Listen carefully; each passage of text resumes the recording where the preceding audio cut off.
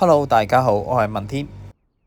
今季最勁嗰隊果然係大橋孫尚香同埋王虎宏，不過下季就冇得再玩。而六服英雄命世最勁嗰隊佢馬公就排第3。下季冇咗12都尉同埋又未出 SP 曹操嘅情況之下，相信最勁嘅隊伍都會係太師宮。隊伍結構同今季基本上係差唔多。呢一隊有超高嘅統率，加埋硬行陣可以轉移對方嘅減傷，再加埋貂蟬離月嘅疊減傷，兵刃隊伍好難可以喺佢哋身上佔優。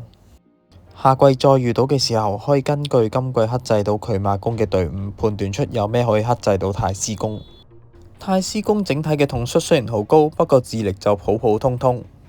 咁所以今季大部分可以優平到佢馬公嘅隊伍都係法師隊，主要靠智力輸出，例如都督公、麒麟公、富貴騎或者係五謀神體系，甚至乎張角都得。平民玩家可以考慮第一隊出當風麒麟公，既可以應付到和馬槍殺馬，又可以打到佢馬公。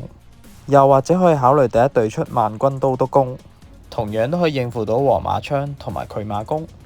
如果呢兩隊都冇嘅話，第一隊出完殺馬隊之後，最好第二隊就出一啲可以克制到佢馬公嘅隊伍。畢竟打滿同大佬嘅時候，佢哋大多數第一隊都係出和馬槍，然後第二隊就會出佢馬公。咁今集暫時分享到呢一度，多謝大家支持，下集見。